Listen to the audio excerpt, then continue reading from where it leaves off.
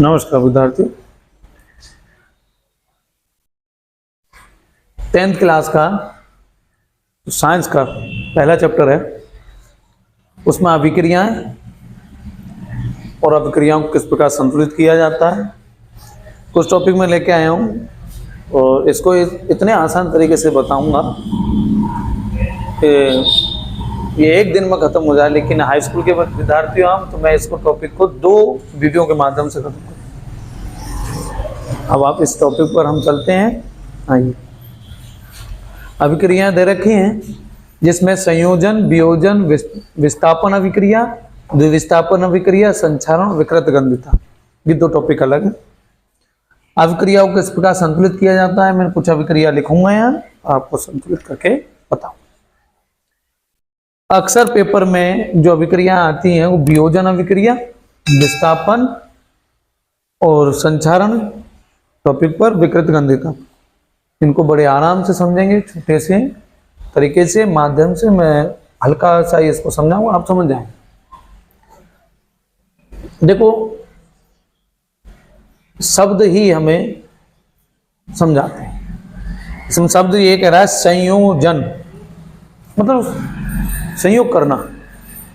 Chemistry को हम अपने ऊपर ले, मेरा मानना यह है कि हम अपने ऊपर केमिस्ट्री को लेकर चलें सामाजिक तौर पर। मतलब कह सकते हैं सर, आप कहने का मतलब ये कि साइंस को सोशल साइंस समझें, मेरा कहने का मतलब ये नहीं है। लेकिन इसको हम अपने ऊपर लेके चलें तो बहुत आसानी से समझ में आ जाए। संयोजन अभिक्रिया मतलब वह अभिक्रिया जो संयोग कर रही हो, अर्थात 2 छोटे छोटे तत्व या परमाणु मिलकर एक बड़ा यौगिक बना रहे हो, या 2 व्यक्ति, साधारण व्यक्ति मिलकर, जैसे वर्मा जी शर्मा जी ने प्रोविजन स्टोर खोला तो वर्मा शर्मा प्रोविजन स्टोर हो गया। 2 व्यक्ति मिलकर एक दुकान व्यापार चलाया, कह सकते हैं ना। तो इसकी परिभाषा यही है कि वह अभिक्रिया जिसमें 2 अभिकारक हैं, एक और एक, 2 अभिकारक मिलकर एकल उत्पाद बनाए, बनने वाला प्रोडक्ट 1 होना चाहिए, एकल उत्पाद बनाए, ऐसी अभिक्रिया को संयोजन अभिक्रिया कहते हैं। यह अभिक्रिया आप और हम दोनों, आप और मैं, हम लोग सभी एक अभिक्रिया को पढ़ते हैं। कौन सी? C+O2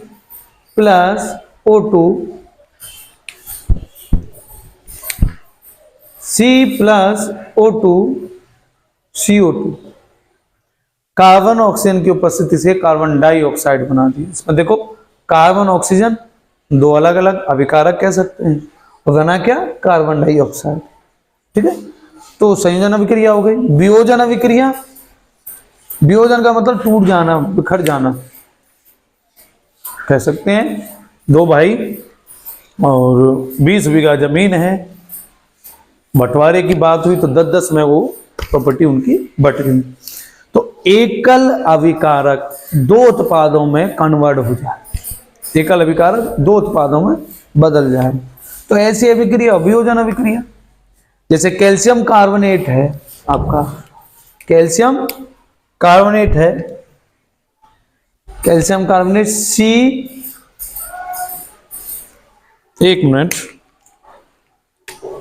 CaCO3 calcium carbonate. ठीक है, उसको गर्म करते हैं तो CaO कैल्शियम ऑक्साइड प्लस क्या बचा?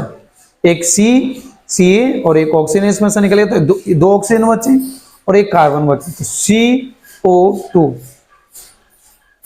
आज मार्कर गड़बड़ कर रहे हैं, पहली बार मार्कर ठीक रखेंगे भाई, ज़्यादा यूज होता है ऑफलाइन में तो मार्कर गड़बड़ होता है, उस चीज़ को छोड़िए।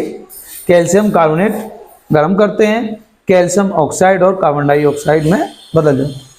अब बात आती है इसकी अभिक्रिया, वह अभिक्रिया जिसमें एक ही तो है, एकल अभिकारक टूटकर 2 उत्पादों में, या 2 से अधिक, 3-4 जो भी उत्पादों में कन्वर्ट हो जाए, टूट जाए, बिखर जाए, ऐसी अभिक्रिया को वियोजन अभिक्रिया कहते हैं। इसके बाद आती है विस्थापन अभिक्रिया, वह अभिक्रिया जिसमें कोई पदार्थ किसी अन्य उसमें विस्थापित हो जाए। ठीक है, जैसे जिंक Zn की क्रिया कॉपर सल्फेट के साथ करा दें। जिंक कॉपर से अधिक क्रियाशील होता है। जिस प्रकार मैं क्लास में बैठा हूँ और साइंस का लेक्चर दे रहा हूँ, सपोज बैठ कर लेक्चर दे रहा हूँ, अचानक प्रधानाचार्य जी आ जाए तो मैं अपनी कुर्सी से हटकर एक तरफ खड़ा हो जाऊँ। क्यों? कम क्रियाशील ने अधिक क्रियाशील को स्थापित किया। कह सकते हैं उनके सम्मान के लिए हम कुर्सी को छोड़ देंगे। उसी प्रकार Zn के आने से कॉपर कुर्सी छोड़ देगा और हम क्या समझेंगे, कॉपर अलग खड़ा हो गया है। तो जिंक कुर्सी पर बैठ जाएगा, सल्फेट को कुर्सी समझ लें, तो क्या बन जाएगा ZnSO4, ZnSO4। ठीक है, जिंक सल्फेट बन गया। इन शॉर्ट वह अभिक्रिया जिसमें अधिक क्रियाशील पदार्थ कम क्रियाशील पदार्थ को विस्थापित करते। तो जब ये एग्जाम्पल ध्यान रखना है, टीचर और प्रिंसिपल वाला। आगे चलते हैं, द्विविस्थापन अभिक्रिया। इसमें मतलब विस्थापन, इसका मतलब सर इसमें दो विस्थापित होंगे। बिल्कुल ठीक। जैसे BaCl2 होता है अपना, BaCl2 की क्रिया Na2SO4 के साथ करा दी, सोडियम सल्फेट के साथ। तो जहां ये Ba सल्फेट के साथ आ जाएगा, BaSO4 बन जाएगा, और Na इसके साथ आ जाएगा Cl2 के साथ 2Na नमक बन जाएगा। अब देखो ये कितने दो और ये कितने दो, इसलिए इसका दो लगाए गए। ये अभिक्रिया संतुलित कराई जाएंगी, मैं अभी सिखाऊंगा। ये हो गया आपका दो विस्थापन अभिक्रिया। अब आते हैं टॉपिक पर, अभिक्रिया संतुलन। मैंने पहले से ही ऑलरेडी यहाँ लिख रखा है N2H2, नाइट्रोजन गैस और हाइड्रोजन गैस से अमोनिया गैस बन गई। ये प्रोसेस बड़ा हेवर विधि से अमोनिया का निर्माण कराया जाता है बड़ी क्लास में, 12th में। इस बार सिलेबस से निकाल दिया गया है नई शिक्षा नीति में, कोई बात नहीं, लेकिन टॉपिक में बताऊंगा आपको। N2+H2 इसमें Fe उत्प्रेरक और उत्प्रेरक वर्धक का काम करता मोबिवेल्डम। Fe उत्प्रेरक तथा मोबिवेल्डम की उपस्थिति में अमोनिया गैस का निर्माण होता है। अब ये तो ठीक है। अब इसको संतुलित करना है, तो इधर नाइट्रोजन है 2, इधर नाइट्रोजन है 1, इधर हाइड्रोजन है 2, इधर हाइड्रोजन है 3। संतुलित करना है, अब समझेंगे। इधर नाइट्रोजन 2 है तो चलो इधर भी 2 कर देते हैं, 2 और 2 इक्वल हो गया। इधर हाइड्रोजन 2 है, इधर 3 है। अब हाइड्रोजन इधर हो गया 2 गुणा 3, 3 × 2 = 6। इधर 6 करने के लिए क्या करें, 3, 3 × 2 = 6। ठीक है, N2+3H2 2NH3। ये अभिक्रिया संतुलित करने का है, हमें अंकों से ही गुणा करनी है जिससे अभिक्रिया संतुलित हो जाएगी। ये लगभग पेपर में आपके में 2 से 3 मार्क्स का आता है, इसे अभिक्रिया इसका आता है। अगला टॉपिक है हमारा संक्षारण, जिसको हम बोलते हैं जंग। एक मित्र काफी समय बाद